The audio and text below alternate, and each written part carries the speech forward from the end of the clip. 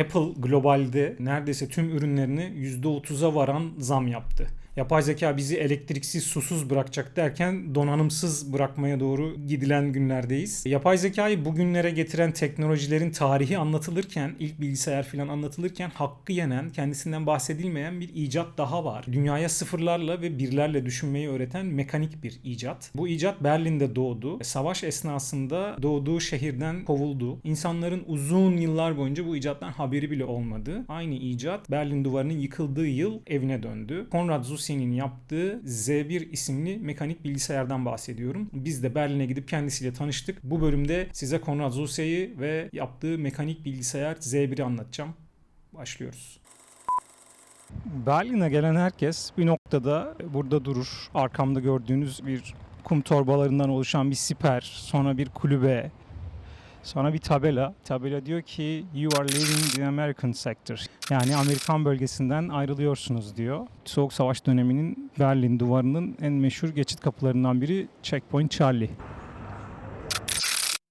20. yüzyılın en önemli icadı Silikon Vadisi'nde falan doğmadı. Şu an bulunduğum yerden birkaç kilometre güneyde, Kreuzberg'de sıradan bir apartman dairesinin salonunda doğdu. Dünyanın büyük bir kısmı bunu tam 20 yıl boyunca duymadı bile. Bugün o makinenin doğumunu, ölümünü ve ikiye bölünmüş bu şehir yeniden birleşirken onun da eve dönüşünü kazıyoruz.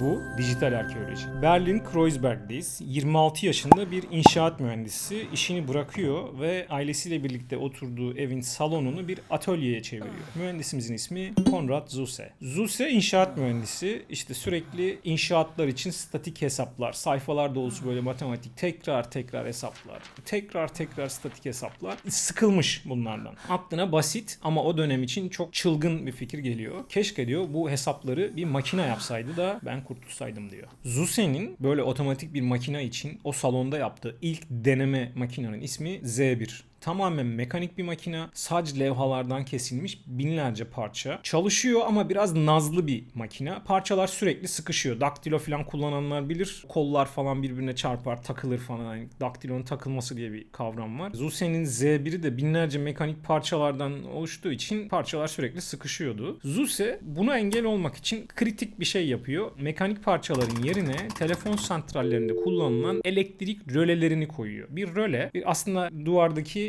lamba anahtarı gibi. Yalnız bu defa mekanik olarak düğmeye basmıyorum da elektrikle kontrol edebiliyorum devreyi. Yani düşünün bu lambanın yanması için şuradan küçük bir akım verdiğimde röle çıt diye öbür tarafa geçiyor ve anahtar açılmış oluyor. Akımı kestiğimde röle kapanıyor filan.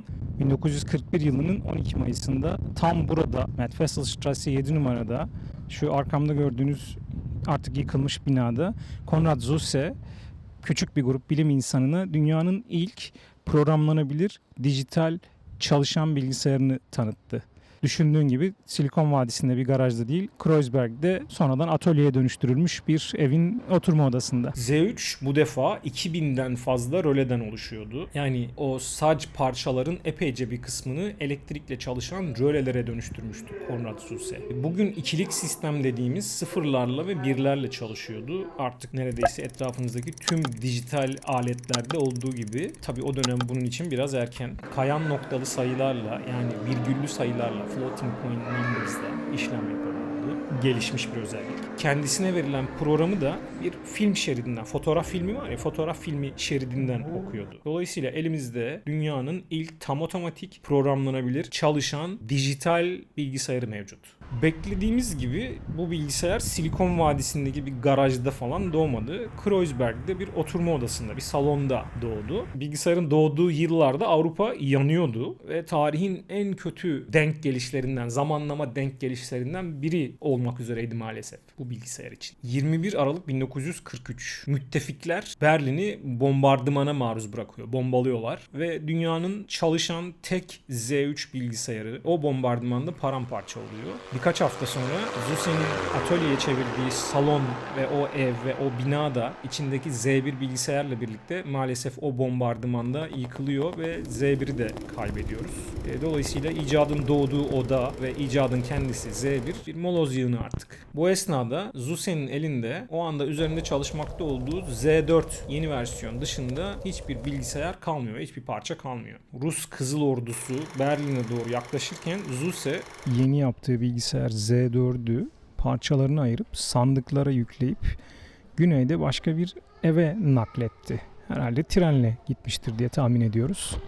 yani ilk dijital çalışan programlanabilir bilgisayarın geriye kalan tek versiyonu doğduğu, icat edildiği şehirden maalesef savaş nedeniyle kovuldu. Z3 elektromekanik bir makinaydı. Yani rölelerle çalışıyordu. Dolayısıyla elektrikli ve mekanik bir makinaydı. Birkaç yıl sonra da ENIAC adıyla bunun elektroniğe daha yakın bir versiyonu geldi ve popüler tarihte, popüler literatürde ilk bilgisayar title'ını, titrini ENIAC aldı. O esnada Zuse Alman Patent Ofisi'ne Z3 için bir patent başvurusunda bulunmuş zaten halihazırda ama bu patent başvurusunu Alman Patent Enstitüsü, Alman Patent Ofisi reddediyor. Çünkü Z3'ün geriye fotoğrafı bile kalmamış. Hani bina bombardımanda yıkılınca geriye sadece Zuse'nin elinde el çizimlerini içeren defterleri kalıyor. Zuse savaş yıllarında bir şey daha yapmıştı. Plan kalkül. Tarihin ilk üst düzey programlama dili. Belki bu üst düzey lafını açmak lazım. Bugünlerde bilgisayar literatüründe makine diline, assembly'ye, sıfırlara, birlere daha yakın çalışan, sentaksı onlara benzeyen dillere düşük seviyeli diller diyoruz. Sentaksı İngilizce kelimeler içeren, daha böyle insanın okuyabileceği gibi olan dillere kabaca yüksek seviyeli programlama dilleri diyoruz. Zuse o yıllarda tarihin ilk üst düzey programlama dilini geliştirmişti. Plan kalkül yıllarca yayımlanmadan, çalıştırılmadan bir köşede bekledi. Fikir zamanından onlarca yıl ötedeydi ama kimsenin haberi yoktu. Şimdi düşün, 1961'de Berlin ikiye bölünüyor ve arkamdaki bu duvar bilgisayarın da doğduğu bu şehrin tam ortasından geçiyor. Ve doğu tarafı Sovyetlerle yakınlaştı. Batı tarafı da Batı medeniyetiyle yakın ilişkiler içerisindeydi. Kaderin cilvesi ve bu bölümde konuştuğumuz ironi şu ki Zuse'nin icadı doğduğu yerden daha batıya aktı ve bütün modern bilgisayarların temelini besledi aslında. Yalnız kapının doğu tarafında demokratik Almanya kendisine uygulanan ambargo nedeniyle o bilgisayarın torunlarını bile satın alamıyordu maalesef. Satın alamayınca ne yaptılar? Onlar da kopyaladılar. Batı'nın Zilog Z80 işlemcisini birebir kopyaladılar. Hatta hatalarına kadar, buglarına kadar bu yeni bilgisayara U880 adını verdiler. ve U880 Doğu Almanya Demokratik Cumhuriyeti'nin en çok kullanılan işlemcisi oldu. Bir şehirde bir adam bilgisayarı icat etti. Bir nesil sonra o şehir bir duvarla ikiye bölündü. Bir taraf bu icat etme ve icat edilen şeyi miras aldı. Diğer taraf kopyalamak zorunda kaldı. Bu duvar kimin icat edeceğine, kimin taklit edeceğine yanlışlıkla karar vermiş oldu. Bu hikayenin bir devamı var ama o duvarın öbür tarafının hikayesi. Yıllar sonra Konrad Zuse, tabii yaşlı hali, oturdu ve yıkılan makinesini sıfırdan aklında kaldığı kadarıyla hafızasından yeniden çizdi. Her mekanik parçayı yeniden tasarladı ve bu yeniden inşa edilen Z1 1989'da Berlin'deki Berlin Teknik Müzesi'ne teslim edildi. 89 tarihini nereden hatırlıyoruz? 1989'u. Duvarın yıkıldığı sene. İlk bilgisayar bu şehrin insanlar tarafından açılan yarası kapanırken evine geri döndü. Değişik de bir tesadüf diyelim yani. Emaneti iade etmek gibi filan bir şeyler. Zuse'nin bilgisayarı. Doğduğu, yaşadığı ve sonra da öldüğü şehre geri dönmüş olduğu. Berlin Teknik Müzesi'nde daha gezilip görülecek çok yer var. Ben her denk geldiğimde mutlaka geziyorum. Beraber bir tur bölümü çekmeyi düşünüyorum. Bu bölümün beğeni sayısı 100'ü geçerse onun planlamasına hemen başlayıp hemen çekeceğiz. Dolayısıyla videoyu beğenmenizi bekliyoruz. Hikaye burada bir kere daha böyle bir çatır diyor. Kaderin cilvesi bir kere daha karşımıza çıkıyor. Makine açılış günü çalışmadı. Zuse aylarca makineyi tamir etmekle uğraştı. 1995'te vefat ediyor Zuse. O tarihten sonra da Z1 bir daha hiç çalıştırılmadı. İnsanlar Berlin'e Brandenburg kapısıyla, Berlin duvarıyla falan fotoğraf çektirmeye geliyorlar. Haklılar da, bunların tarihte bıraktıkları bir iz var. Bence en az bunlar kadar tarihte bir iz bırakabilecek, belki de kırılma yaratabilecek başka bir anıt daha var. Konrad Zuse'nin yaptığı bilgisayardan bahsediyorum. Dünyaya sıfırlarla ve birlerle düşünmeyi öğreten makine. O makine sessizce bir röle dolabının içinde sessizce müzede yıllardır bekliyor. Duvarın batı tarafında Zuse'nin mirası serbestçe dolaşırken, serbestçe büyürken doğu tarafında başka bir hikaye yaşanıyordu. Kokom denilen bir ambargo ileri teknolojinin demir perdenin doğusuna satışını yasaklıyordu. Bugünlerde de böyle şeyler oluyor. Sarı peruklu bazı adamlar bazı teknolojilerin bazı duvarların ötesine satılmasına yasaklar koyuyorlar. Doğudakiler ne yaptı? Yok mu oldular? Pes mi ettiler? Yapmadılar. Çipi resmi yollardan edinemediler ama gayri resmi yollardan bir şekilde edindiler. İçini açtılar. Katman katman fotoğraflarını çektiler ve sıfırdan yeniden ürettiler. Adına da U880 dediler. Çipi o kadar birebir kopyaladılar ki Z80'in dokümante edilmemiş, belgelenmemiş gizli komutlarını, hatta işte Z80'in hatalarını bile birebir aynen kopyaladılar. Kopya işlemci orijinalinin kusurlarına kadar sadıktı. O kadar birebir aynı. Bir kez anlayınca Z80'i ya da U880'i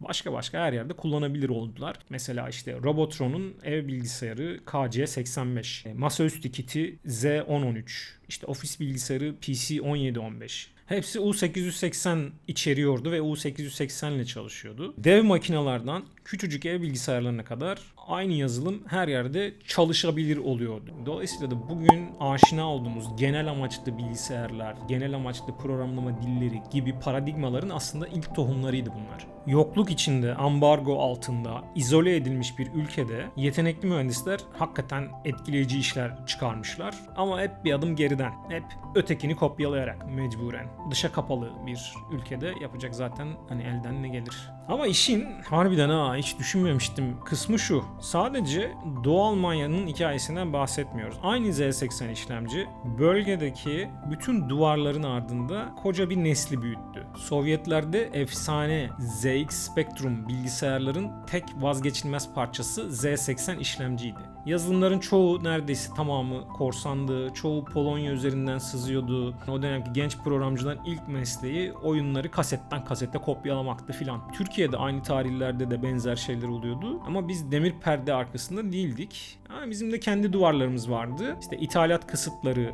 fiyatlar, döviz yasakları gibi şeyler. Bir nesil ZX Spectrum bilgisayarı ancak fuarlardan taksitle falan alabildi. Bir oyunun kasetten yüklenmesi için ne bileyim 1 saat bekledi. Korsan kasetler elden ele dolaştı. Sonra o plastik tuşların üzerine önce Basic'i sonra da Z80'in assembly'sini öğrendi koca bir nesil. Geçen bölümde korsan CD tezgahlarından bahsetmiştim ya. Onların atası korsan kaset tezgahları. Aynı çip bu defa başka sınırlar nedeniyle, başka duvarlar nedeniyle sessizce bu ülkenin de mühendislerinin gelişimine katkıda bulundu. Ama devlet, Sovyetler etkisindeki Doğu Almanya devleti kopyalamakla yetinmek istemedi. Sosyalizmin de belli alanlarda öncü olabileceğini kanıtlamak istediler. 1977'de Merkez Komite bir rapor yazdırdı, bir inceleme. Mikroelektronikte Batı Almanya'nın 9 yıl gerisinde olduğunu ifade ediyordu o rapor. Siyasi elitlerin kafasında bir alarm çaldı. Milyarlarca para döküldü.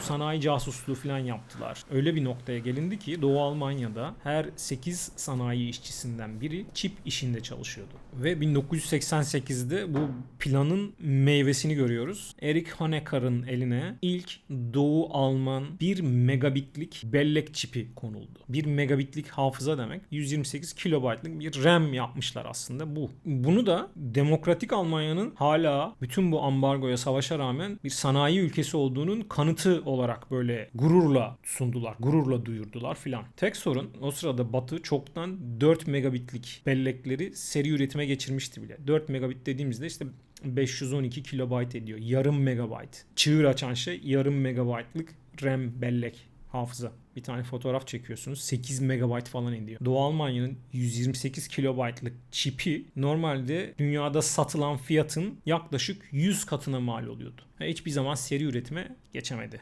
İflasın eşiğindeki bir devlet Batı'nın ucuza sattığı şeyi sırf gurur olsun diye biz hala bir sanayi devletiyiz bunu ispatlamak için kat kat pahalıya yeniden icat ediyordu. Duvar yıkılmadan bir yıl önce. Sonra 89'da duvar yıkıldı. Kopya sanayi bir gecede buharlaştı. Orijinalini satın alabiliyorken insan niye kopyalasın ki? Robotron filan 1990'da dağıldı. Ama bilgi ölmedi. O mühendislerin becerisi insanların kafasının içindeydi. Bugün o birikim Dresden'i Avrupa'nın en büyük çip merkezlerinden biri yapan Silicon Saxony'nin tohumu oldu. Tıpkı Zuse'nin hafızasından yeniden inşa ettiği Z1 gibi makine yok olabilir, ülke ikiye bölünebilir ama bilgi duvarın o tarafında da olsa, bu tarafında da olsa hayatta kalmayı biliyor kardeşim. Bölümü beğendiyseniz ve beğen tuşuna basmayı unuttuysanız ben hatırlatayım. Lütfen beğen tuşuna basın. Abone değilseniz de abone olun ki yeni video çıktığında sizi hemen haberdar edebilelim.